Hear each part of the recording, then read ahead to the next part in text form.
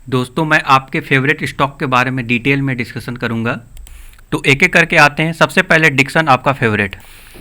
Dixon एक growth stock है। P ratio काफ़ी ज़्यादा तो ज़रूर है, वैल्यूएशन हाई ज़रूर है। क्यों वैल्यूएशन हाई है? क्योंकि ग्रोथ स्टॉक का वैल्यूएशन हाई ही जनरली देखने को मिलता है। ऐसे लोग बोलेंगे कि नहीं, बहुत ज़्यादा ओवर वैल्यूड हो गया है, बहुत ज़्यादा रैली कर चुका है, अभी नहीं लेना चाहिए। देखिए, आप उनके बातों में ना आए। जो ग्रोथ स्टॉक होता है, फ्यूचर ओरिएंटेड होता है, वो 2 साल पहले जो होने वाला है उससे पहले ही फैक्ट्री इन होना स्टार्ट हो जाता है। ओके, इसीलिए ज़बरदस्त ग्रोथ देखने को मिला है। नाउ इस बेसिस पे तो आप ज़रूर रिजेक्ट नहीं कर सकते कि किसी स्टॉक का वैल्यूएशन हाई है तो मैं नहीं लूँगा। हालांकि वैल्यूएशन हाई है तो थोड़ा रिस्क रहेगा, क्योंकि प्रॉफिट बुकिंग भी देखने को मिलता है। बट एट द एंड जो मैटर करता है वो ये कि देखिए, कोई भी ट्रांजेक्शन सक्सेसफुल तभी होता है जब जो बायर को लगता है कि मैं लोअर प्राइस पे कोई भी सामान ले रहा हूँ, और सेलर को लगता है कि नहीं, मुझे प्रॉफिट हो रहा है। ओके, तो जब दोनों इस कंक्लूजन पे पहुंचते हैं तभी कोई ट्रांजैक्शन सक्सेसफुल होता है। उसी टाइप से लोगों को ऐसा लगता है कि डिक्सन टेक्नोलॉजी अभी, क्योंकि आने वाले समय में बहुत ज़्यादा ग्रोथ हो जाएगा, तो पहले ही वो लेना चाहते हैं, तो हाई वैल्यूएशन भी देने के लिए तैयार हैं। तो उन्हें लगता है कि अगर मैं इस लेवल पर भी अगर बाई करूँगा तो भी it's not a bad deal, क्योंकि फ्यूचर ओरिएंट अब लॉन्ग टर्म के हिसाब से जो लोग ले रहे हैं उन्हें लगता है कि लॉन्ग टर्म में तो आगे जाएगा ही, तो ये इस लेवल भी लेना it's not a bad choice. Okay, और सेलर को लग रहा है कि नहीं, हाई वैल्यूएशन हो गया है तो कहीं ना कहीं मुझे सेल कर देना चाहिए। तो ये चीज़ होते रहता है। तो आपको क्या करना चाहिए? देखिए, क्विकली मैं टेक्निकल पे आऊँगा, ज़्यादा ये भाषण यहाँ पे मैं नहीं दूंगा। तो देख सकते हैं अभी ज़बरदस्त रेजिस्टेंस फेस कर रहा है। कोई भी स्टॉक जो है एक्सपोनेंशियली मूव नहीं करता है। ओके, एक्सपोनेंशियली मूव डायरेक्ट नहीं करेगा, थोड़ा बहुत कंसोलिडेशन होगा, प्रॉफिट बुकिंग होगा, गिरावट होगा। ये सारे स्टॉक मार्केट के पार्ट होते हैं। दैट्स वाई आज रेड कैंडल ज़बरदस्त देखने को मिला है यहाँ पर। हालांकि अभी भी ये अप ट्रेंड में ही है।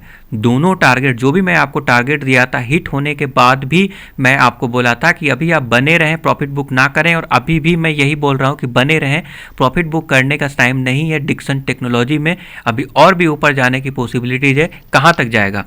तो देखिए, मुझे ऐसा लगता है, मेरा जो एनालिसिस करता है वो 4800 तक ये जा सकता है, बड़े इजीली आने वाले 3 मंथ तक जा सकता है।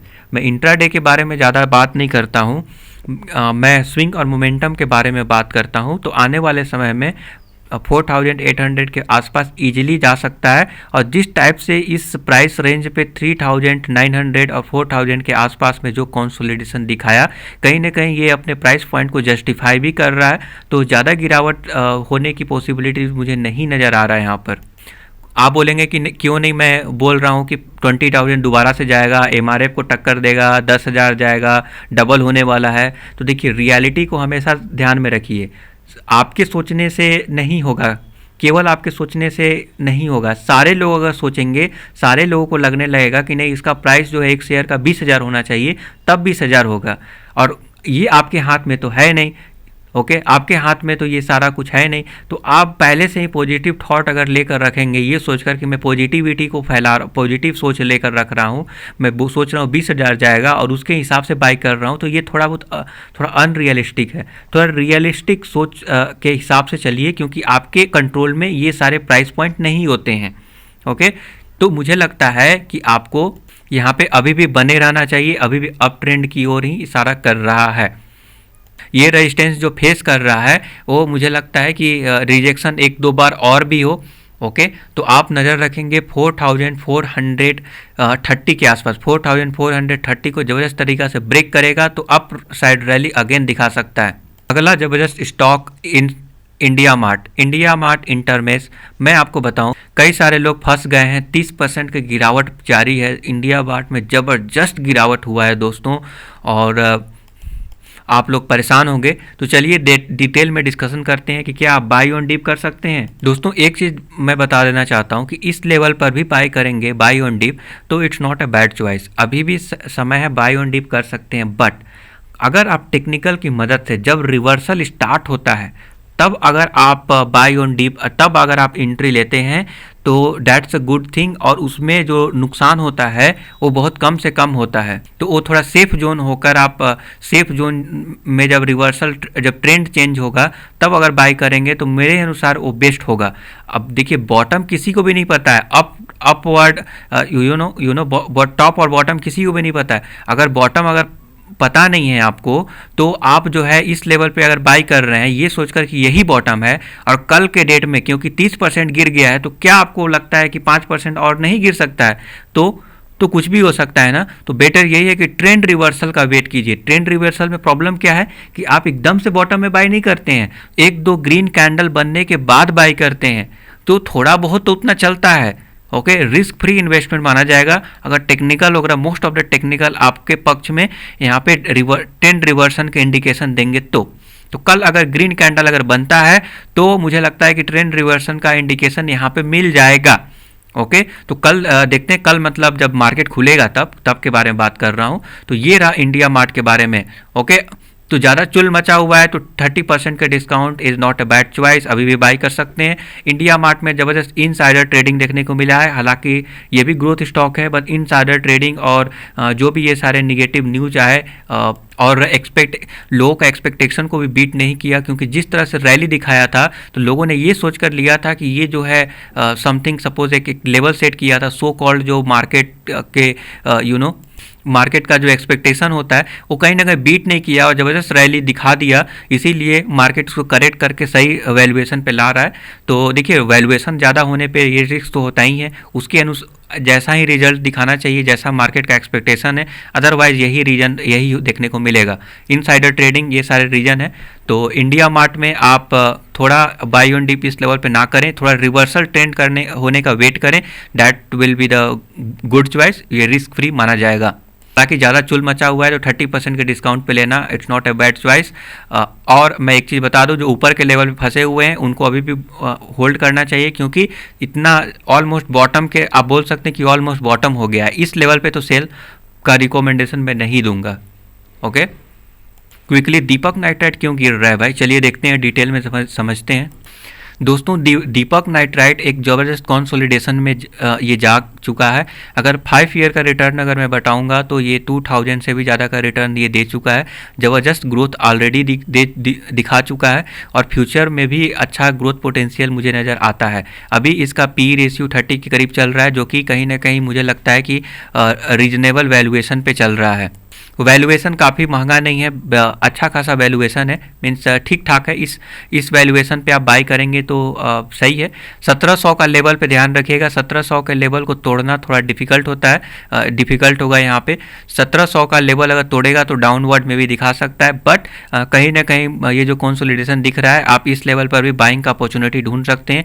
फ्यूचर में ज़बरदस्त रिटर्न देने की कैपेबिलिटी रखेगा दीपक नाइट्राइट।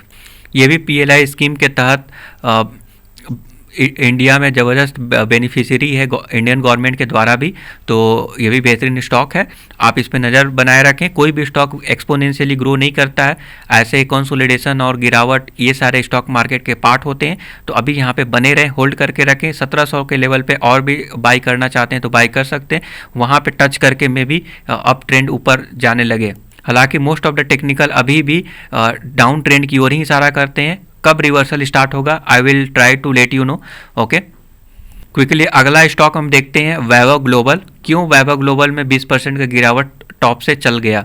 दोस्तों वैभव ग्लोबल में स्प्लिट होने के बाद, जैसा कि मोस्ट ऑफ द स्टॉक में ऐसा होता है, स्प्लिट होने के बाद जब कई सारे न्यूज़ ऑलरेडी फैक्टर इन हो जाते हैं तो एक गिरावट देखने को मिलता है, क्योंकि कुछ लोग स्विंग और पोजिशनल ट्रेडिंग वाले इसलिए बाई करते हैं कि अगर स्प्लिट या बोनस अगर ऐसा कुछ होता है तो स्टॉक रैली करेगा, और रैली करेगा तो मैं वहाँ पे प्रॉफिट बुक कर लूँगा। यही सारे रीज़न है कि इस पर प्रॉफिट बुकिंग देखने को मिल रहा है वैभव ग्लोबल में। तो मैं तो ऑलरेडी मैं बोला था कि जब जैसे ही रिजल्ट आएगा या फिर रिजल्ट से पहले ही आप पहले से ही निकल जाएँ, प्रॉफिट बुक कर लें।